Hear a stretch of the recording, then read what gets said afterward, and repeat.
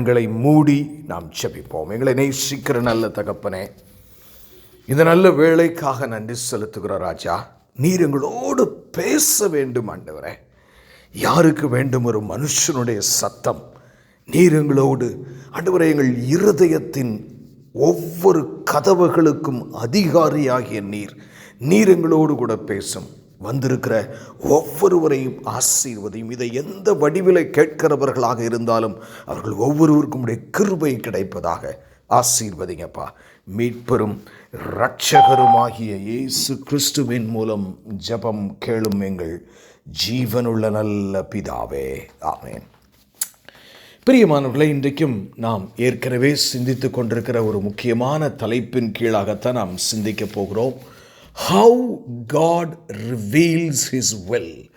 தேவனாகிய கர்த்தர் தன்னுடைய சித்தத்தை எப்படி வெளிப்படுத்துகிறார் என்று சொல்லி 3 பகுதிகளாக அதை பார்த்து கொண்டிருக்கிறோம். ஒன்று ஒரு இன்ட்ரடக்ஷன், ஆமென். அதற்கு பின்பு அவர் எப்பொழுது அவருடைய சித்தத்தை நமக்கு வெளிப்படுத்துகிறார் என்றும் எப்படி வெளிப்படுத்துகிறார் என்றும் நாம் பார்க்க இருக்கிறோம். ஏற்கனவே இதில் 4 செய்திகளை கேட்டிருக்கிறோம். இன்றைக்கு அதுக்கு அடுத்த செய்தியை நாம் கேட்க நாம் எத்தனிப்போம். நாம் இந்த செய்தி தொடர்புக்கு மையமாக வைத்திருக்கிற வசனம் நீங்கள் மறக்கக்கூடாது என்பதற்காகவும் அதை மீண்டும் நான் வாசிக்கிறேன். மத்தேயு 7ஆம் அதிகாரம் 21ஆம் வசனம். பரலோகத்தில் இருக்கிற என் பிதாவின் சித்தத்தின்படி செய்கிறவனே பரலோக ராஜ்யத்தில் பிரவேசிப்பானே அல்லாமல் என்னை நோக்கி கர்த்தாவே கர்த்தாவே என்று சொல்லுகிறவன் அதில் பிரவேசிப்பது இல்லை. இந்த வசனம் நமக்கு அவருடைய சித்தத்திற்காக நம் கிறிஸ்தவ வாழ்க்கை, நம்முடைய வாழ்க்கையை வாழ வேண்டும் என்பதை மிக தெளிவாக நமக்கு சொல்லுகிறது. பிரியமானவர்களே, நல்லா யோசித்து பார்த்தீங்கன்னா, நல்ல கவனமாக கவனிங்க நான் சொல்கிறத. நமக்கு 3 வகையான எதிரிகள் உண்டு. நமக்கு எத்தனை எதிரிகள்? 3 வகையான எதிரிகள். முதல் எதிரி எங்கன்னு கேட்டிங்கன்னா, நமக்குள்ளேயே இருக்கிற ஜென்ம சுபாவம். அது நம்முடைய ஃபர்ஸ்ட் எனிமி. பிசாசு நம்முடைய 2வது எனிமி, ஆமென், சத்ரு.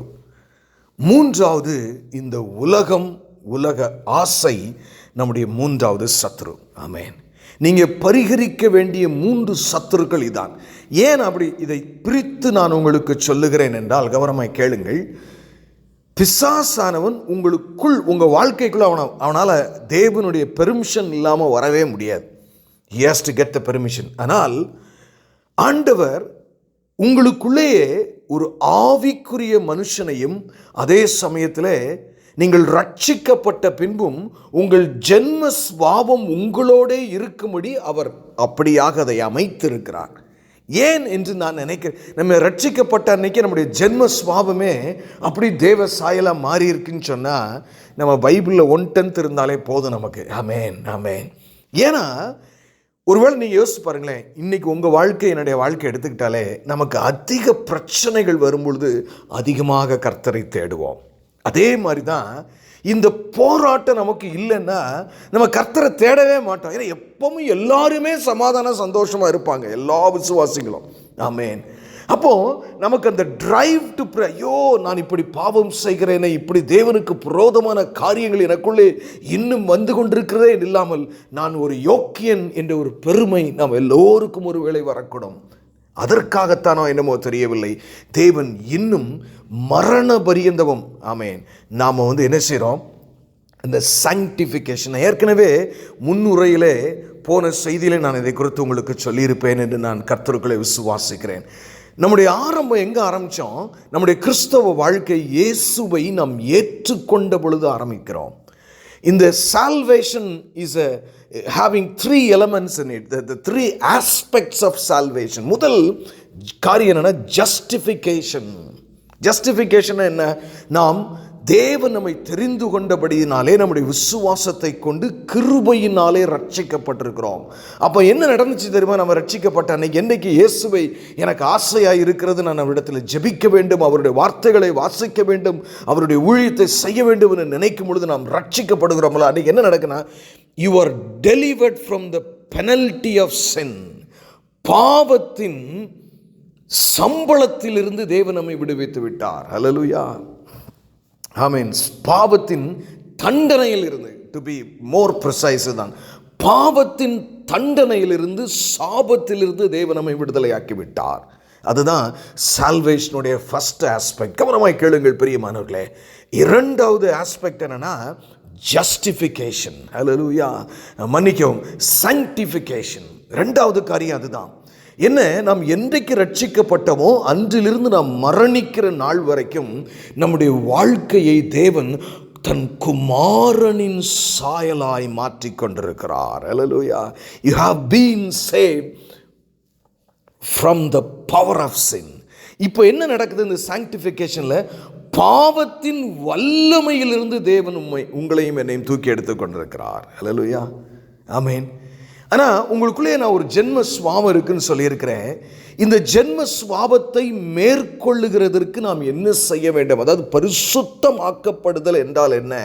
முதல் காரியம், நீங்கள் என்ன செய்யணும்னா ஜெபிக்க வேண்டும். ஹல்லேலூயா.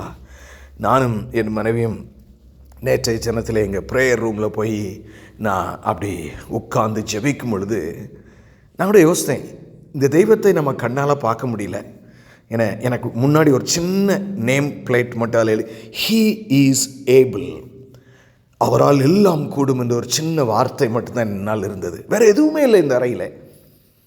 ஃபேன் ஓடிக்கொண்டிருக்கிறது, அவ்வளவுதான். அதனால் நாங்கள் ஜெபிக்கும் பொழுது இனம் கண்டுகொள்ள முடியாத ஒரு சந்தோஷம், சமாதானம் நம்மை ஆட்கொள்ளுகிறது.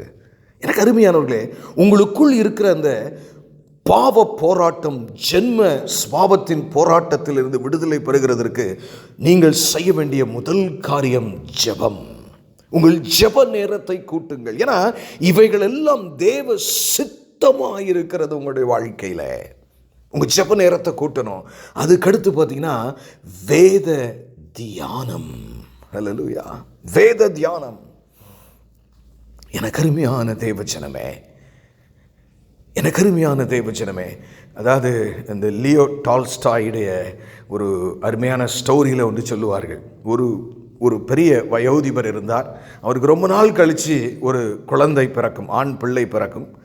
அந்த ஆண் பிள்ளை நான் ஓரளவுக்கு ஆண்டவரை குறித்து தெரியும். ரொம்ப நான் பைபிள்லாம் வாசிக்க மாட்டார், ஏதோ கொஞ்சம் அங்கும் இங்குமாக இருப்பார். ஆனால் அந்த பையனுக்கு திடீரென்று ஒரு வாரமாய் சுகமில்லாமல் இருந்து அவன் இறந்து விடுவான். அப்போ இவருக்கு உள்ள ஒரு பெரிய போராட்டம், என்ன கடவுள், நான் வயோதிபனாக இருக்கிறேன், என்னை எடுத்துக்கொள்ளாமல் என் மகனை சிறுவனை எடுத்துக்கொண்டாரே அவர் என்று ஒரு விரக்தியோடு தேவனோடு ஒரு கோபத்தோடு இருந்தார். அப்பொழுது ஒரு நாள் அவர் ஒரு ஷூ தைக்கிற காப்லர். அவர் என்ன செஞ்சார்னா, அவரிடத்துல வயோதிபர் ஒருவர் வந்தார். ஏன் உன் முகத்தை பார்த்தாலே ஒரு மாதிரி இருக்கிறது, என்னையா கடவுள் கடவுள் என்று நாம் சொல்லுகிறோம், என் வீட்டிலே ஒரு அநியாயம் நடந்திருக்கிறது, என் மகன் இறந்து போனான், நான் அல்லவா இறந்து போயிருக்க வேண்டும். அப்போ அவர் சொன்னார், இல்லை, நீ இன்னும் இறைவனை சரியாக புரிந்து கொள்ளவில்லை. அவருடைய சித்தம் என்னது என்பது, அவர் உன் மகனை எடுத்துக்கொண்டு உன்னை வைப்பதை அவர் சித்தம் கொண்டிருக்கிறார். நீ அதை இதை எப்படி நான் புரிந்து கொள்வது என்று கேட்டார். நீ வேதத்தை, கிறிஸ்து இயேசுவுக்குள் தான் நாம் அவரை புரிந்து கொள்ள முடியும். அதை நாம் தெரிந்து கொள்ள வேண்டுமானால் வேதத்தை வாங்கி வாசி. அப்போ உடனே போய் அவர் ஒரு பைபிளை வாங்கி அதை வாசிக்க ஆரம்பித்தார். அவர் அப்படி வாசிக்க ஆரம்பிக்கும் போது தான், அந்த காலத்தில் பார்த்திங்கன்னா வெறும் மண்ணெண்ணெய் விளக்குற இந்த காலம் அது. அப்போ அந்த மண்ணெண்ணெய் விளக்க வைத்து விட்டு அவர் காலையெல்லாம் அவர் ஷூ தொழிலை முடித்து விட்டு அந்த இரவு நேரத்திலே உட்கார்ந்து அந்த வேதத்தை லேசாக அப்படி காஸ்பல்ல இருந்து அவர் ஆரம்பிக்கிறாரு. அவரால் கீழே வைக்கவே முடியவில்லை. பல மணி நேரங்கள் அதை வாசிக்க ஆரம்பித்தார். அப்பொழுது அவர் தன் வாழ்க்கையின் நிலைமையை புரிந்து கொண்டு, அன்றிலிருந்து அந்த கம்ப்ளைனிங் ஸ்பிரிட் பார்த்தீங்களா, உள்ள ஒரு ஜென்ம சுபாவம், அது இறைவனுக்கு விரோதமாய் தூண்டுகிற சுபாவமாக இருந்து அதோடு அவர் வாழ்க்கையில் சரண்டர் பண்ணிட்டு, நான் கிறிஸ்து இயேசுவுக்குள் தேவனை மகிமைப்படுத்தும்படியாக வாழ வேண்டும் என்று புரிந்து கொண்டார். நான் இதை சொல்கிறேன், அந்த கதை என்ன பிரியமானவர்களே, இட்ஸ் ஜஸ்ட் அ ஸ்டோரி. எனக்கு அருமையானவர்களே, நாம் கிறிஸ்துவின் சித்தத்தை நீங்களும் நானும் செய்ய வேண்டுமானால் அடுத்து நீங்கள் செய்ய வேண்டியது, ஜெபத்துக்கு அடுத்து வேத தியானம். இந்த வார்த்தையை கேட்கிற யாராவது, நான் உண்மையிலே திருந்தணுங்க, என் ஜென்ம சுபாவம் என்னை இன்னும் அவ்வப்போது ஆண்டு நடத்தி கொண்டிருக்கிறது, நான் திருந்த வேண்டும், கிறிஸ்துவின் அன்பினால் நிறையப்பட்டிருக்க வேண்டும் என்று நீங்கள் ஒருவேளை உங்களில் யாராவது சொல்லுவீர்களானால், ரெண்டாவது நீங்கள் செய்ய வேண்டியது வேத தியானம். அல்லேலூயா. மூன்றாவது ஒரு காரியம் இருக்கிறது என்னை பொறுத்தவரையில், பரிசுத்தவான்களின் ஐக்கியம். நீங்கள் எல்லாரோடும் பழகலாம், எல்லாருக்கும் உதவி செய்யலாம், எல்லாரிடத்திலும் அன்பு செலுத்தலாம். ஆனால் யாரோடு நீங்கள் நெருக்கமாக இருக்கிறீர்கள் என்பது மிக முக்கியமான காரியம். பரிசுத்தவான்களின் ஐக்கியம். அல்லேலூயா. இது உங்களை மறுரூபப்படுத்தும் பிரியமானவர்கள். அதை குறித்து நாம் கீழே பார்ப்போம். நான்காவது காரியம், அவருடைய சித்தத்தின்படி அவர் என்ன சொல்லுகிறாரோ அதை செய்கிற ஒரு ஊழியம். அல்லேலூயா. இந்த 4 காரியங்களையும் நாம் சரியாக செய்வோமானால், வேதத்தின்படி செய்வோமானால், நம்முடைய ஜென்ம சுபாவம், முதல் போராட்டம் என்னது? உங்களுக்குள் இருக்கிற போராட்டம். அதை நாம் மேற்கொள்ள முடியும். அது மாத்திரமல்ல, அதே ஹோம்ஒர்க்கை தான் நீங்கள் கரெக்டாக செஞ்சீங்கன்னா, ப்ளஸ் ஞானம், தேவ ஞானத்தால் நீங்கள் நிறைஞ்சிட்டிங்கன்னா, பிசாசை நம்மளால் மேற்கொள்ள முடியும். பிசாசு டைரெக்டாக உங்கள் வாழ்க்கையில் உங்களை கை வைக்க முடியாதானா, இன்டைரக்டாக உங்களை தொடை பார்ப்பான். அது உங்களுக்கு ஞானம் இல்லாமல் நீங்கள் கண்ட மேனைக்கு சாப்பிட்றீங்கன்னு வைங்களேன், கடைசியில் பார்த்தீங்கன்னா ஹார்ட் அட்டாக் அப்படின்னு கொண்டாந்து. ஏன்? நம்ம தேவன் கொடுத்த ஞானத்தையே பயன்படுத்தலை, தேவன் சொன்ன காரியங்களையே செய்யலை, உலகப்படியாகவே நாம் இருந்து கொண்டிருந்தோம். அப்படி அநேக காரியங்கள் அப்படி இன்டைரக்டாக அவன் தொட பார்ப்பான். அதிலிருந்து நம்ம தேவன் நம்மை விடுதலையாக்குவார். அதே போல உலக ஆசையிலிருந்து நம்மை விடுதலையாக்குவார். எனக்கு அருமையானவர்களே, இப்படிப்பட்ட நிலைமை நமக்கு மிக முக்கியம். இப்போ தான் உங்கள் கிறிஸ்துவ வாழ்க்கை இந்த மாதிரி நீங்கள் செஞ்சுக்கிட்டு இருந்தீங்கன்னா தான் அது சரியான பாதையில் போகிறது என்ற அர்த்தம். அல்லேலூயா. எனக்கு அருமையான தெய்வ ஜனமே, ஒரு சின்ன முன்னுரையை நாம் கேட்டோம். இப்பொழுது எப்பொழுது when God reveals his will என்று பார்ப்போம். எனக்கு அருமையாக, ஏற்கனவே நாம் ஒரு 3 காரியங்களை நாம் பார்த்திருக்கிறோம். முதல் காரியம், நாம் ஜெபிக்கும் கொலோசியர் 1:9 நாம் கர்த்தரை நோக்கி ஜெபிக்கிறவர்களாக இருக்கும் பொழுது அவர் தம்முடைய சித்தத்தை நமக்கு வெளிப்படுத்துகிறார் என்று பார்த்தோம். இரண்டாவது, ரோமர் 12:2 இந்த பிரபஞ்சத்துக்கு ஒத்த வேஷம் தெரியாமல் நாம் இருக்கும் பொழுது தேவனுடைய சித்தம் நமக்கு வெளிப்படுகிறது என்று வேத ஆதாரத்தோடு நாம் பார்த்தோம். அல்லேலூயா. இன்றைக்கு 4வது ஒரு காரியத்தை குறித்து ஆமேன் நாம் பார்க்க போகிறோம். அது என்ன என்று சொன்னால், அதுவுமே ரோமர் புஸ்தகத்தில், புதிய ஏற்பாட்டிலே 12 நேராக நாம் போவோம். ரோமர் 12:2 அடுத்த பகுதி. நீங்கள் இந்த பிரபஞ்சத்துக்கு ஒத்த வேஷம் தெரியாமல் தேவனுடைய நன்மையும் பிரியமும் பரிபூரணமான சித்தம் இன்னதென்று பகுத்தறியத்தக்கதாக உங்கள் மனம் புதிதாகிறதுனாலே மறுரூபமாறுங்கள். இதில் ஒரு டெர்மினாலஜி இருக்குது பார்த்தீங்கன்னா, பகுத்தறியத்தக்கதாக. அதான் அநேக சிந்தனைகள் உங்களுக்குள்ளே ஓடும், அநேக சூழ்நிலைகளில் நீங்களும் நானும் வாழ்வீர்கள். ஆனால் இதில் எது தேவ சித்தம் என்பதை நீங்கள் முதலாவது பகுத்தறிய வேண்டுமாம். அல்லேலூயா. அதற்கு கிரேக்க வார்த்தை டொக்கிமாசோ, DOKIMAZO, டொக்கிமாசோ என்று சொல்லப்பட்டிருக்கிறது. அப்படின்னா இதுக்கு என்ன ஒரு எக்ஸாம்பிள், இந்த பகுத்தறிதலுக்கு இன்னொரு எக்ஸாம்பிள் நம்ம பைபிளில் பார்க்கணும். இந்த வசனத்துக்கு, அந்த வார்த்தைக்கு, கிரேக்க வார்த்தைக்கு பார்த்தா வேற எங்கே இது தோன்றுகிறதுன்னு சொன்னால், லூக்கா 12:56 ஆண்டவராக இயேசு சொல்றார், மாயக்காரரே, பூமியின் தோற்றத்தையும் வானத்தின் தோற்றத்தையும் நிதானிக்க உங்களுக்கு தெரியுமே. அங்கே பார்த்தோம் பகுத்தறிய வேண்டும் நீ நம்ம பார்த்தோம். இங்கே அதே வார்த்தை தான், எந்த கிரேக்க சொல்ல வேற எந்த மாற்றமும் இல்லை, அதே வார்த்தை தான். ஆனால் இங்கே இது எப்படி பயன்படுத்தப்படும்? நீங்கள் நிதானிக்க வேண்டும். அல்லேலூயா. எனக்கு அருமையானவர்கள், இந்த கடைசி காலத்திலே பெரிய பெரிய பிரசங்கியார்கள் கூட வேத வசனம் என்ன சொல்லுகிறது என்று நிதானிக்க தெரியாமல், தன் குடும்பத்தில் தேவன் என்ன சித்தம் வைத்திருக்கிறார் என்பதை நிதானிக்க தெரியாமல், தன் வாழ்க்கையில் தேவன் எதிர்காலத்திலே நான் என்ன செய்ய வேண்டும் என்பதை நிதானிக்க தெரியாமல் தவறுகிறதை நாம் பார்க்கிறோம். ஏன் தவறுறாங்க? அவங்களுக்கு தேவ சித்தம் சரியாக வெளிப்படலை. ஏன் வெளிப்படலை? இங்கே நாம் மூன்றாவதாய் நான்காவதாய் பார்க்கிற ஒரு காரியம் என்னன்னா, எப்போது சரியாக வெளிப்படுமா, உங்கள் மனம் புதிதாகிறதுனாலே மறுரூபமாகுங்கள். அதில் அண்டர்லைங் ஃபேக்ட் எது, உங்கள் மனம் புதிதாக வேண்டும். ஹல்லேலூயா. அப்பதான் உங்களால் எது தேவ சித்தம் எது தேவ சித்தம் இல்லை என்பதை டொக்மாஸோ இருக்கல அந்த வார்த்தைக்கு விளக்கம் பிரியமான நிதானிக்க முடியும். God is tonight expecting everyone who is hearing this word to understand. பகுத்தறிய வேண்டும் என் மகளே, நீ நிதானிக்க வேண்டும் என் மகனே என்று சொல்லுகிறார். அதுக்கு என்ன செய்யணும், உங்கள் மனம் புதிதாக வேதத்தின்படி நீங்கள் சிந்திக்க ஆரம்பிக்க வேண்டும். அல்லேலூயா.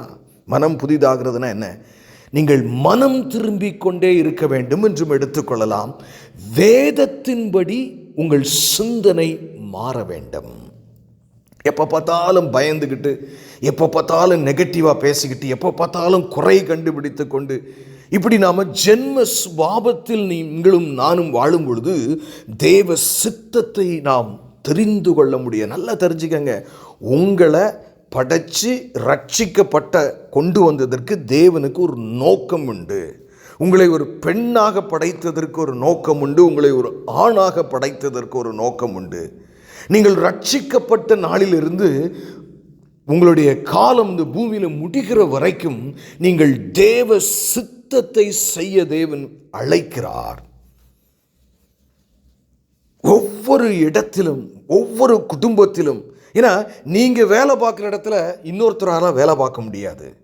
உங்கள் குடும்பத்தில் நைட்டு எல்லா கதவையும் பூட்டிட்டு உங்கள் பிள்ளைகளோட மனைவியோட கணவனோடு படுக்கிற அந்த ஒரு ஸ்லாக்கியம் அந்த வீட்டுக்கு உங்களுக்கு மட்டும்தான் அந்த உரிமை கொடுக்கப்பட்டிருக்கிறது. அடுத்த உள்ளே வர முடியாது. அப்படி ஒவ்வொரு ஏரியாலையும் தேவன் உங்களை தனித்தனியாக பிரித்து கொண்டு போய் அவருடைய சித்தத்தை பூமியிலே பரமண்டலங்களில் உங்கள் சித்தம் செய்யப்படுகிறது போல உங்கள் மூலமாக தேவன் அவருடைய சித்தத்தை செய்வதிலே ஒரு மாபெரும் திட்டத்தில் இருக்கிறார். இதையே நம்ம கண்டுக்கிடாம எனக்கு என்ன பிடிக்கும் அதாங்க எனக்கு முக்கியம், நான் எப்படி ஊழியம் பண்ண விரும்புகிறேனோ அப்படித்தான் நான் பண்ணுவேன். எவ்வளவோ காரியங்கள் இன்னைக்கு மாறி போய்விட்டது பிரியமானவர்களே. சில காரியங்கள் எல்லாம் நம்மால் பிரசங்கி கூட முடியவில்லை, ஜனங்கள் ஏற்றுக்கொள்ளுகிறதில்லை. எத்தனையோ காரியங்கள் நான் போன சண்டே ஒரு திருச்சபைக்கு நான் சென்றிருந்தேன். நான் சில காரியங்களை பார்த்தேன். எங்கெல்லாம் இந்த திருச்சபை வேதத்திற்கு அந்த லிஸ்ட் போய்கிட்டே இருக்குங்க. ஒரு பெரிய காரியங்களில் அந்த திருச்சபை வேதத்தில் சொல்லப்பட்டதற்கும் செயல்பாட்டுக்கும் பயங்கர டிஃப்ரென்ஸ் இருக்கு. உங்களுடைய வாழ்க்கை எப்படி இருக்கிறது பிரியமானவர்களே? என்றைக்கு ஆயிலும் அதை நீங்கள் சீர்தூக்கி பார்த்தீர்களா? வேதத்தின்படிதான் என் சிந்தனை இருக்கிறதா, இல்லாவிட்டில் என் ஆசை வெறுப்புகளின்படி என் சிந்தனை இருக்கிறதா? நீங்க நிறைய நேரங்களில் நான் ஒருத்தர்கிட்ட கூட ஒரு பர்டிகுலர் ஸ்கிரிப்சரை எடுத்து நான் அந்த 1 கொரிந்தியர் 14ஆம் அதிகாரத்தில் இது இப்படித்தான் செய்யப்பட வேண்டும் என்று சொன்னால் அவர்கள் ஏற்றுக்கொள்ளவில்லை. பவுல் அந்த காலத்தில் இருக்கிற அந்த சபைக்கு அதை எழுதினார். ஆச்சரியமான விஷயம் பிரியமானவர்களே. அப்போ நான் சொன்னேன், அது அப்போனா எதுக்காக அந்த காலத்தில் கொரிந்தியருக்கு எழுதினது, அப்போ நீங்கள் எதுக்கு பைபிளில் இருக்குது, அதை எதுக்கு நீங்கள் படிக்கிறீங்க? Why do you read it in the first place? அதாவது முழு வேதமும் பரிசுத்த ஆவியினால் அருளப்பட்டிருக்கிறது என்று ஏன் தெரியுமா அதை ஏற்றுக்கொள்ள முடியல? எனக்கு அது பிடிக்காது. I don't need it. I don't like it. எவ்வளவு ஆழமான காரியங்கள் பிரியமானவர்களே. நிறைய விஷயங்கள் இருக்கிறது. நீங்கள் 1 கொரிந்தியர் 14ஆம் அதிகாரத்தை படித்து பார்த்தா எத்தனையோ சபைகள் இதில் தவறி போகிறது, எத்தனையோ சபைகள். அப்புறம் நான் அவருக்கு வாசித்து காட்டினேன். நீங்கள் அப்படி சொல்லாதீங்க. 1 கொரிந்தியர் 14ஆம் அதிகாரத்தில் அதை எழுதும்போது அவர் எழுதி பவுல் அப்படி தான் முடிக்கிறார். ஒருவன் தன்னை தீர்க்கதரிசி என்றாவது 37ஆம் வசனம், ஆவியை பெற்றவனாவது எண்ணினால் நான் உங்களுக்கு எழுதுகிறவைகள் கர்த்தருடைய கற்பனைகள் என்று அவன் ஒத்துக்கொள்ள கடவன். நான் எழுதுறது கர்த்தருடைய கற்பனைன்னு எழுதுறான். இதற்கு மேல் ஆவியானவர் எப்படி சொல்ல முடியும்? நீங்கள் அந்த 37ஆம் வசனத்துக்கு மேலே சில இதை படித்து பாருங்கள். many people will not accept. Pavul அது ஏதோ எழுதிவிட்டார், என்று சொல்லுவார்கள். வேதத்தின்படி நம்முடைய எண்ணங்களை நாம் மாற்றி அமைக்க வேண்டும், நம்முடைய செயல்பாடுகளை மாற்றி அமைக்க வேண்டும். ஒரு செல்வந்தர் இருந்தால் அவங்களுக்கு தெரியும், நான் எல்லா கற்பனைகளின்படி வாழ்ந்துட்டேன், நான் மோட்சத்துக்கு போயிடலாமான்னு கேட்டார். ஒன்று ஒரு சின்ன குறை உண்டு என்று இயேசு சொன்னார், உனக்குண்டானவைகளை வெற்றி. ஏன் அவரை சொன்னார்? அவனுக்கு அந்த பண ஆசை, நான் செல்வந்தன், நான் பெரியவன் என்று ஒரு மமதை ஒருவேளை அவனுக்குள்ளே இருந்திருக்கக்கூடும். அவன் என்ன செஞ்சான்? கீழ்ப்படியில சோர்ந்து இயேசு விட்டு போயிட்டான். நீங்களும் நான் எப்படி இருக்கிறோம் பிரியமானவர்களே? நான் ஒன்றை தான் கேட்கிறேன், வசனம் சொல்லிருச்சுன்னா அதுக்கப்புறம் எனக்கு எந்த விதமான மாற்றமும் எனக்குள் இல்லை என்று சொல்லுவீர்களானால் எவ்வளவு பெரிய பாக்கியம். அதைத்தான் தெய்வ சித்தத்தின் மையங்கனமாக உங்கள் மனம் மறுரூபமாகிறதுனாலே, அல்லேலூயா, உங்கள் மனம் மறுரூபமாக வேண்டுமாம் பிரியமானவர்கள். அதுக்கு என்ன செய்யணுமா? என்ன செய்யணும்? உங்கள் மனம் புதிதானா மறுரூபமாகும். உங்கள் மனசு எப்படி புதிதாகணும்? உங்கள் இஷ்டத்தின்படி, என்னுடைய இஷ்டத்தின்படி இல்லை, வேத வசனத்தின்படி. ஒருவேளை நீங்கள் அதான் பைபிளில் இருக்கிற 90% உங்களுக்கு பெரிய பிரச்சனை இருக்காது. ஆனால் ஒரு 10% உங்களுடைய கேரக்டரில் எனக்கு அடிக்கடி கோபம் வரும், எனக்கு அடிக்கடி பெருமையில் நான் இருப்பேன், பெருமையான வார்த்தைகளை பேசுவேன், நான் பொய் சொல்லிடுவேன், நான் கூட்டி குறைச்சி பேசுவேன், நான் புறங்கூறிடுவேன், என்னால் மன்னிக்க முடியும். உங்களுடைய வீக்னஸ் என்னங்கிறத எழுதிட்டு இதை குறித்து வேதாகமம் என்ன சொல்லுகிறது என்பதை நாம் அறிந்து கொண்டு பாவ அறிக்கையிட்டு, ஆண்டவரே இந்த வசனத்தின்படி நான் வாழ வேண்டும் என்று மிக கவனமாக நாம் இருக்கும் பொழுது அப்போ என்ன செய்யும் தெரியுமா? உங்கள் சிந்தை வசனத்தின்படி இருக்கும். நம்முடைய போராட்டமே அதாங்க. நம்முடைய சிந்தை வசனத்தின்படியே இருக்காது, ஜென்ம சுபாவத்தின்படி இருக்கு. இதைத்தான் ஆண்டவர் நீ கர்த்தாவே கர்த்தாவே என்னை நோக்கி கூப்பிடாதேங்கிறாரு, மேலாக சொல்றாரு. இன்னைக்கு ஆதி திருச்சபையில் இருந்த வல்லமை இல்லை இல்லை எனக்குள்ளும் அப்படி இல்லைன்னா நீங்கள் நினச்சிங்கன்னா as simple as that. அதாவது இதெல்லாம் பல தடவை யோவான் 14:23 பாருங்களேன். இயேசு அவனுக்கு பிரதியுத்தரமாக, ஒருவன் என்னில் அன்பாயிருந்தால், நல்ல கவனிங்க பிரியமானவர்களே, ஒருவன் இயேசுவில் அன்பாக இருக்கிறேன் அப்படின்னு சொன்னா அவன் என் வசனத்தை கை கொள்ளுவான், அதன்படி சிந்திப்பான், அதன்படி வாழுவான். அவனில் என் பிதா அன்பாக இருப்பார், நாங்கள் அவனிடத்தில் வந்து அவனோட வாசம் பண்ணுவோம். பிதா, குமாரன், பரிசுத்த ஆவியானவர் ஒரு மனுஷனுக்குள்ளேயோ ஒரு சூழ்நிலையிலோ வாசம் பண்ணினா அந்த இடம் எவ்வளவு மகிமையாக இருக்கும், எவ்வளவு மகிமையாக இருக்கும் பிரியமானவர்களே. நீங்க போகிற இடங்களெல்லாம் விடுதலை, உங்களை தேடி ஜனங்கள் வருவார்கள். அப்ப இன்றைய சிந்தனையினுடைய மிக ஆழமான சிந்தனை, நான் வசனத்தை முதலாவது அதிகமாக வாசிக்கிறேனா? அப்படியே வாசித்தாலும் அந்த வசனம் லிட்டரலா என்ன சொல்லுகிறது என்பதை ஏற்றுக்கொள்ளுகிறேனா? இல்லாவிட்டால் அதற்கு ஒரு சாயம் பூசி அநேகர் அவர் அப்படி சொல்லிட்டாரு, இந்த ஊழியக்காரர் அப்படி சொல்லிட்டாரு என்று சொல்லி அதுக்கு சாயம் பூசுகிறோமோ? நான் என்னத்தை சொல்லுவேன் பிரியமானவர்களே, ஜாக்கிரதை. நிறைய நேரங்களில் உங்களுடைய மனைவி அதை ஏற்றுக்கொள்ள முடியாமல் இருக்கலாம், உங்களுடைய கணவர் அதை ஏற்றுக்கொள்ள முடியாமல் இருக்கலாம், உங்களுடைய பிள்ளைகள் அதை ஏற்றுக்கொள்ள முடியாமல் இருக்கலாம், ஏன் நீங்களும் நானுமே ஏற்றுக்கொள்ள முடியாமல் இருக்கலாம். ஆனால் ஒரு நாளிலே தேவன் நம்மை நியாயம் தீர்க்கப் போகிறார். அல்லேலூயா. அவர் கொடுப்பாரு, உனக்கு ஒரு 1600 வருஷம், கிட்டத்தட்ட 1585 வருஷம் எழுதி கொடுத்தேனே, எத்தனை முறை இந்த வேதத்தை வாசித்தாய்? பிசாசு என்ன செய்வான்? ஏன் உங்களை மறுரூபமாக முடியன? பிசாசு உங்களை வெளியிலிருந்து உங்களை மனதை குருடாக்க பார்ப்பான். யோசிச்சு பாருங்க, நம்ம ஏற்கனவே பார்த்துருக்கோம். அவ்வளவு பெரிய தாவீது இஸ்ரவேலை கெடுக்கிறதுக்கு பிசாசு திட்டம் கொண்டாந்து யார்கிட்ட வரான்? தாவீதுட்ட வந்து நிற்கிறான். நீ கவுண்ட் பண்ணு உன் ஆர்மி எல்லாத்தையும். ஏன்னா தேவனுக்கு விசுவாசத்துக்கு புறம்பான காரியம் பிடிக்காதுன்னு அவனுக்கு நல்லாவே தெரியும். டைரக்டாக போய் இயேசுவையே நீங்கள் இஸ்ரவேல் அடிங்கன்னு சொல்ல முடியாது அவனால். he has to find a fault. ஒரு பாவம் அங்கே தோன்ற வேண்டும் பிரியமானவர்களே. உங்களையே உங்களுக்குள்ள ஒவ்வொரு சமயம் ஒரு டெஸ்ட் நடந்து கொண்டே இருக்க வேண்டும் என்பதற்காகத்தான் தேவன் உங்கள் ஜென்ம சுபாவத்தை இன்னும் உங்களுக்குள்ளே வைத்திருக்கிறார். ஏங்க அதெல்லாம் மாறாதுங்க, நான் என் வழியிலே போவேன், அப்படி போயிடாதீங்க. அப்புறம் என்னத்துக்கு ஆன்மீகம்? இல்லை, மனம் திரும்பி கொண்டே இருக்க. நிறைய பேர் பார்த்தீங்கன்னா ஊழியக்காரங்களாக இருப்பாங்கன்னா அவங்களுக்கு இருக்கிற பண ஆசை யாருக்குமே இருக்காது. எச்சி கையிலோட காக்கா வரட்டாத ஆட்கள்லாம் இருக்கு. யோசிங்க பிரியமானவர்களே, அடுத்தவங்களை குறை சொல்றதை நம்ம நிப்பாட்டுவோம். நான் எப்படி வாழ்கிறேன்? ஏசப்பா எனக்கு கற்றுக் கொடுத்திருக்கிற வசனத்தின்படி என் சிந்தனைகள் இருக்கிறதா? எவ்வளோ ஆழமான காரியம் பாருங்கள் பிரியமானவர்களே. ஒருவேளை நீங்கள் அப்படி உங்கள் சிந்தை வசனத்தின்படி இருக்குமானால் பிரியமானவர்களே, நிச்சயமாக நீங்கள் மறுரூபமாவீர்கள். நீங்கள்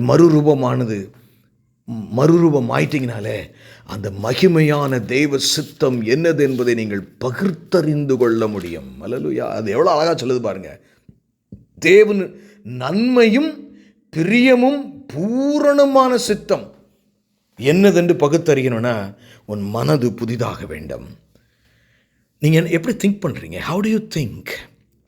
யாரையாவது ஒருத்தரை குறித்து சிந்திக்கும் பொழுது அது வசனத்தின்படி நாம் சிந்திக்கிறோமா, இல்லாவிட்டால் நம்முடைய ஜென்ம சுபாவத்தின்படி சிந்திக்கிறோமா? நம்மளால் விட்டு கொடுக்க முடிகிறதா? நம்மை துன்பப்படுத்துகிறவர்களுக்காக நம்மால் ஜெபிக்க முடிகிறதா? சிந்தியுங்கள் பிரியமானவர்களே. அடுத்த ஒரு காரியத்தை நாம் பார்ப்போம். எப்பொழுது தேவன் தம்முடைய சித்தத்தை நமக்கு வெளிப்படுத்துகிறார் என்பதே நம்முடைய சிந்தனையின் மையமாக இருக்கிறது. I'm just taking you to Proverbs. நீதிமொழிகள் 3ஆம் அதிகாரம். நீதிமொழிகள் 3ஆம் அதிகாரத்தில் 5ஆம் வசனத்தை நான் உங்களுக்கு வாசிக்கிறேன். நீதிமொழிகள் 3ஆம் அதிகாரம் 5, 6. நம்ம முதல்ல 5 நம்ம பார்க்க போகிறோம். உன் சுய புத்தியின் மேல் சாயாமல் உன் முழு இருதயத்தோடும் கர்த்தரில் நம்பிக்கையாயிருந்து உன் வழிகளெல்லாம் அவரை நினைத்துக்கொள், அப்பொழுது அவர் உன் பாதைகளை செவ்வைப்படுத்துவார். அப்படின்னு என்ன அர்த்தம்? நமக்கு முன்னாடி நம்ம பாதையே தேவ சித்தத்தின்படி இல்லாமல் வேற மாதிரி கூட இருக்கலாம். ஆமேன். உங்கள் உள்ளத்தில் உங்கள் ஆசையின்படி, உலக ஆசையின்படி கூட நம்ம வாழ்க்கையை அமைப்பதற்காக நம்ம திட்டம் பண்ணி வைத்திருக்கலாம். ஆனால் அதை மாற்றுவார் ஆண்டவர் அவர் சித்தத்தின்படி. எப்போ தெரியுமா? அல்லேலூயா. ஆமேன். 5வது காரியம். ஆமேன். உன் சுய புத்தியின் மேல் சாயாமல் உன் முழு இருதயத்தோடும் கர்த்தரில் நம்பிக்கையாய் இருந்து. அதாவது யாருக்கெல்லாம் தேவ சித்தம் வெளிப்படணும்னு நினைக்கிறீங்களோ முதல் காரியம் நீங்கள் செய்ய வேண்டியது, என் சுய புத்தியின் மேல் நான் சாய மாட்டேன். எனக்கு ஒருவேளை இது சரியா தெரியலாம், இருந்தாலும் நான் ஜெபிப்பேன். இதை குறித்து தேவன் என்ன எனக்கு சொல்லுகிறார் என்று நான் பார்ப்பேன். My thinking says, my understanding says this is okay, but I will wait upon the Lord. அடுத்து இதனுடைய ரிலேட்டட் அந்த வேர்ஸை பார்த்தீங்களா? உன் சுய புத்தியின் மேல் சாயாமல், என்ன அழகாக இருக்கும். உன் முழு இருதயத்தோடும் கர்த்தரில் நம்பிக்கையாயிருந்து. உங்கள் வாழ்க்கையை அவர் கையில், என் வாழ்க்கை அப்பா கையில் கொடுத்துட்டேன். அவர் துன்பத்தை கொண்டு வந்தாலும் ஆசீர்வாதத்தை கொண்டு வந்தாலும் என்ன வந்தாலும் அதை வெற்றியாய் முடிய பண்ணுவார். நான் பொறுத்திருந்து பார்ப்பேன், அமைதியோடு கூட இருப்பேன். இப்போ உன் சுய புத்தியில் நீ சாயாதானே என்ன அர்த்தம்னா, உன்மேல் நீ நம்பிக்கை வையாமல், எனக்கு பணம் இருக்குது அதை செஞ்சிருவேன், எனக்கு ஹெல்த் இருக்குது நான் அதை செஞ்சிருவேன், எனக்கு கோட் இருக்குது நான் அதில் செஞ்சிருவேன், எனக்கு ஒரு உயர் அதிகாரி தெரியும் அவரை வச்சு நான் இப்படி செஞ்சிருவேன். இல்லை, எங்கள் அப்பா கையில் என் வாழ்க்கையை நான் கொடுத்துட்டேன். அவர் என்னை அழகாக நடத்துவார். நான் அமர்ந்திருந்து எப்படி இந்த வாழ்க்கையை தேவன் கொண்டு செலுத்தி என்னை இந்த உபத்திரவத்திலிருந்து வெளியே கொண்டு வரப்போகிறார் என்று ஒரு ஸ்க்ரீனில் சினிமா பார்த்தது போல் நான் பார்த்து கொண்டே இருப்பேன். என் அப்பாவின் கரத்தின் மகிமையை நான் காண்பேன். எனக்கு அருமையான அந்த வார்த்தையை கேட்கிறேன் ஜனமே. நீங்கள் முழுமையாக உங்கள் வாழ்க்கையை அப்பாவுக்கு கையில் ஒப்பு கொடுத்துட்டீங்களா? அப்பனா ஏன் நீங்கள் பயப்படுறீங்க? ஏன் பயப்படுகிறீர்கள் பிரியமானவர்களே? நம்முடைய பிரச்சனையே என்ன தெரியுமா? சிலுவையில் கொண்டு வச்சிருவோம், ஆனால் திருப்பி எடுத்துகிட்டு வந்துடுவோம். சிலுவையில் கொண்டு வைப்போம், திருப்பி எடுத்துகிட்டு வந்துடுவோம். இல்லை, என் அப்பா என்னை நேசிக்கிறவர், என் அப்பா எனக்காக தன் ஜீவனையே கொடுத்தவர். ஒருவேளை இப்பொழுது அது கடினமாக எனக்கு இருந்தாலும், ஏதோ என் வாழ்க்கையிலே ஒரு ஜென்ம ஸ்வாபத்தில் ஒரு மாற்றத்தை கொண்டு வரும்படியாக ஒரு கருகலான பாதை வழியாக என்னை நடத்தி வருகிறார். எனக்கு தெரியவில்லை, இந்த வேதனை என்னால் தாங்க முடியவில்லை. ஆனாலும் தேவன் ஏதோ ஒரு திட்டத்திற்காக என்னை வழிநடத்தி கொண்டு போகிறார். நிச்சயமாக இதிலிருந்து நான் வெளிவருவேன். காரணம், என் வாழ்க்கை என் படகிலே சுக்கான் இல்லை, கிறிஸ்துவே அதை நடத்தி கொண்டு போகிறார் என்று முழு நம்பிக்கையோடு வாழ்வதுதான் கிறிஸ்துவ வாழ்க்கை. அதுதான் தேவ சித்தம். அப்பொழுதுதான் தேவ சித்தம் அடுத்து உங்கள் பிள்ளைகளுடைய வாழ்க்கையிலும் உடைய எதிர்காலத்திலும் என்ன செய்ய வேண்டும் என்பது வெளிப்படும். பிரியமானவர்களே, ஏன்னா அவரை நம்பலைன்னா நம்ம வேற ஆப்ஷனே கிடையாது. ஸ்ட்ரெஸ் அண்ட் பயத்தில் தான் வாழணும். இந்த ஸ்ட்ரெஸ் அண்ட் பயத்தில் இருக்கும்போதே நம்ம நிறைய நேரங்களில், நான் என் வாழ்க்கையிலே பார்த்துருக்கிறேன், எப்பொழுதெல்லாம் ஒரு காரியத்தை விசுவாசத்தின் அடிப்படையில் நான் செய்யலையோ அங்கெல்லாம் என் வாழ்க்கையில் நான் தோற்று போயிருக்கிறேன், இழந்திருக்கிறேன். இது எப்படி நடக்கும்? இது யார் எனக்கு செய்வான்? நான் தானே. கண்டிப்பாக உங்களை கொண்டுதான் அவர் அற்புதத்தை செய்வார். ஆனால் இந்த வசனம் மிக தெளிவாய் சொல்லுகிறது. பிரியமானவர்களே, எனக்கு அருமையான மகனே, எனக்கு அருமையான மகளே, உன் சுய புத்தியின் மேலே சாயாமல். அடுத்து என்ன வேலை எனக்கு கிடைக்கும் தெரியலப்பா, ஆனால் நீங்கள் கைவிட மாட்டீங்க. நீங்கள் எப்படியாவது என்ன நடத்தி கொண்டு போய் என் பிள்ளையுடைய காரியம் எனக்கு தெரியல, ஆனால் உம்ம கருத்தில் கொடுத்துருக்கிற ராஜா, நான் ஜெபிக்கிறேன், ஒவ்வொரு நாளும் என்னை வழி நடத்துங்க. நீங்கள் சொல்லியிருக்கீங்கள, உன் பாதைகளை செவ்வைப்படுத்துவேன். It's a promise. பிரியமானவர்களே, எவ்வளவு மேன்மையான காரியம். ஒருவரும் சோர்ந்து போகாதிருங்கள். உன் சுய புத்தியின் மேல் சாயாதே மகனே, உன் சுய புத்தியின் மேல் சாயாதே மகளே. உன் முழு இருதயத்தோடும் கர்த்தரில் நம்பிக்கையாக இருக்கும் பொழுது அவருடைய சித்தத்தை நிச்சயமாக உங்களுக்கும் எனக்கு அவர் வெளிப்படுத்துகிறதற்கு அவர் உண்மையுள்ளவராயிருக்கிறார். அல்லேலூயா, ஆமென். அடுத்ததையும் கூட நம்ம பார்த்துருவோமே. ஏன்னா ஒரு 6வது காரியம் அதே 5ஆம் வசனத்தில் தானே இருக்குது. ஏன்னா 2 காரியத்தை நம்ம அங்கே பார்த்தோம். ஏன்னா உன் சுய புத்தியின் மேல் சாயாமல், அடுத்து உன் முழு இருதயத்தோடும் கர்த்தரில் நம்பிக்கையாயிருந்து. அல்லேலூயா, 2 காரியம். உன் சுய புத்தியில் சாயாத. ஏன்னா அது சுய புத்தியின் மேல் சாய வேண்டாங்கிறது தேவையில்லைன்னா அது எழுதியிருக்கே வேண்டாம். ஏன்னா we have a weakness within us. முழு இருதயத்தோடு அவர் நம்புறதுன்னா எப்படின்னா, just drop your life in the hands of God. Just drop your life in the hands of God.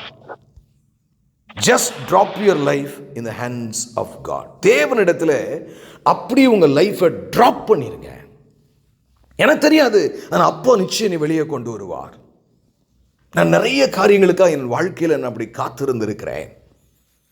தேவனிடத்தில் ஒன்றை கேட்டுவிட்டு எனக்கு அது தேவை என்று நினைத்து தேவ சித்தத்திற்காக தேவ சமூகத்தில், ஆண்டவரே இது என்னுடைய அடிப்படை தேவையாக இருக்கிறதே, இதை நான் அடைவதற்கு நீர் எவ்வளவு காலம் எடுத்துக்கொள்வீர், எப்படி செய்யப்போகிறேன், நான் அமர்ந்திருந்து பார்ப்பேன் எங்கள் அப்பா எப்படி செயல்படுகிறார் என்று. அல்லேலூயா.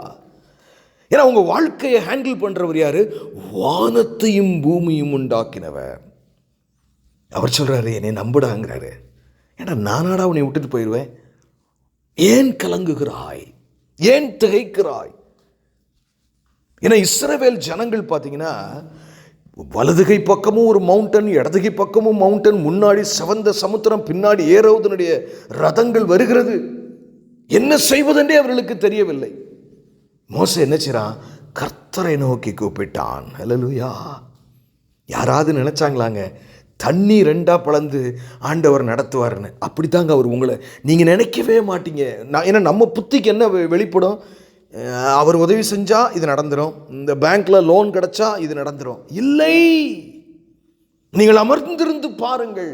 அவரை முழுமையாக நம்பும் பொழுதுதான் அவருடைய சித்தம் வெளிப்படும். பிரியமானவர்களே, சொல்லுவார், நீ ஏண்டா என்னையை நோக்கி கூப்பிடுற, நான் உனக்குள்ளே இந்த காரியத்தை வைத்திருக்கிறது செய் என்று சொல்லுவார். மோசேக்கு அது வெளிப்பட்டது. தண்ணீர்களை இருபுறமும் மதிலாய் வைத்து உன் ஜனத்தை நான் நடத்தும் பொழுது நீ நான் யார் என்பதை காண்பார். எப்பவுமே ஒரு பிரச்சனை வந்துட்டாலும் நீங்கள் சூப்பராக துள்ளி குதிக்கணும். ஆஹா, பிரச்சனை வந்துருச்சு, அப்பா நமக்கு அடுத்த சினிமா ஆரம்பிக்க போகிறாங்க, எப்படி அதிலிருந்து நம்மளை வெளியில் கொண்டு வர போகிறாங்கன்னு நான் உட்கார்ந்துருந்து பார்க்க போகிறேன். அல்ல, இதுதாங்க விசுவாச வாழ்க்கை. ஐயோ இப்படி நடந்துருச்சு, நான் ஓஞ்சி போனனே, ஒன்றுமில்லாமல் போயிட்டனே அப்படி நீங்கள் நினச்சிங்கன்னா தேவ சித்தம் உங்களுக்கு வெளிப்படாது. You have to completely trust the Lord. எனக்கு எந்த வயதாக இருந்தால் என்ன, ஆணாக இருந்தால் என்ன, பெண்ணாக இருந்தால் என்ன, எத்தனை ஜனங்கள் உங்களுக்கு விரோதமாக இருந்தால் என்ன, எந்த சூழ்நிலை நீங்கள் இருந்தால் என்ன, அப்பாவை அப்படியே நீங்கள் ட்ரஸ்ட் பண்ணும்போது பிரியமானவர்களே, அப்போ ஆறாவது காரியம், எப்போ அவருடைய சித்தவழி உங்கள் முழு இருதயத்தோடும் கர்த்தர் மேல் நீங்கள் நம்பிக்கை வைக்கும் பொழுது, அல்லேலூயா, முழு இருதயத்தோடு அவர் நீங்கள் நம்பிட்டீங்கன்னா அவ்வளோதாங்க, அல்லேலூயா. அப்பா பாப்பாரு, நாமே என் பிள்ளை அழுது நான் பால் கொடுக்கணும், என் பிள்ளை என்னைய நம்பிருச்சு, அல்லேலூயா. விசுவாசம் இல்லாமல் தேவனுக்கு பிரியமாயிருப்பது கூடாத காரியம். ஏன் சோர்ந்து போகிறீர்கள் பிரியமானவர்களே? ஏன் சூழ்நிலையை பார்த்து சோர்ந்து போகிறீர்கள்? அவர் தம்முடைய சித்தத்தை உங்களுக்கு வெளிப்படுத்துவார். அல்லேலூயா. அதை அனுபவியுங்கள். கர்த்தர் நல்லவர் என்பதை நீங்கள் அனுபவிக்க வேண்டும். எப்போ அனுபவிக்க முடியும்? அவரை முழுமையாக நீங்கள் நம்பும் பொழுது. கண்களை மூடி நாம் ஜெபிப்போம். எங்களை நேசிக்கிற நல்ல தகப்பனே, உங்களுடைய சித்தம் எங்களுக்கு வெளிப்பட வேண்டும் என்று ஆவலோடு நாங்கள் காத்திருக்கிறோம். எங்களுக்கு நீங்கள் கற்றுக் கொடுத்தீங்க ஆண்டவரே. என் மகனே, என் சித்தம் அறிய வேண்டுமா? அதிக நேரம் ஜெபத்தில் என்னிடத்தில் செலவழி என்று சொன்னீங்க. அடுத்து சொன்னீங்க, ஆண்டவரே உன் சரீரத்தை ஜீவ பலியாக எனக்கு ஒப்பு கொடுன்னீங்க. பலி ஆயிரு, இனி நான் அல்ல, நீ வந்துரு, அதுக்கப்புறம் என்னுடைய சித்தத்தை நீ அறிவாய் என்று சொன்னீங்கப்பா. அடுத்து சொன்னீங்க, நீங்கள் இந்த பிரபஞ்சத்துக்கு ஒத்த வேஷம், எல்லா உலகத்தா மாதிரியும் நானும் முக்கியத்துவம் படுத்தினா நான் தெய்வ சித்தத்தை அறிய முடியாதுன்னு சொன்னீங்கப்பா. அடுத்து சொன்னீங்க, உன் மனம் புதிதாகணும்னு சொன்னீங்கப்பா. அடுத்து சொன்னீங்க, அப்பா உன் சுய புத்தியின் மேலே சாராதே மகனே, சாராதே மகளே, என் மேல் சார்ந்து விடு. அடுத்து சொன்னீங்கப்பா அதனுடைய விளக்கமாக, என்னை முழுசா நீ நம்பு மகனே, என் சித்தத்தை நீ அறிந்து கொள்ளுவா என்று சொன்னீங்க. அந்த வார்த்தைக்காக நன்றி செலுத்துகிறோம். இது வார்த்தையை கேட்கிற ஒவ்வொருவருடைய இருதயத்திலும் நீ மாபெரும் மாற்றத்தை கொண்டு வந்து உம்முடைய சித்தத்தை செய்கிறவர்களாய் மத்தேயு 7:21 ஆண்டவரே அவர்கள் வாழ கர்த்தர் கிருபை செய்யுங்க. மீட்பெரும் இரட்சகரும் ஆகிய இயேசு கிறிஸ்துவின் மூலம் ஜெபம் கேளும் எங்கள் ஜீவனுள்ள நல்ல பிதாவே, ஆமென்.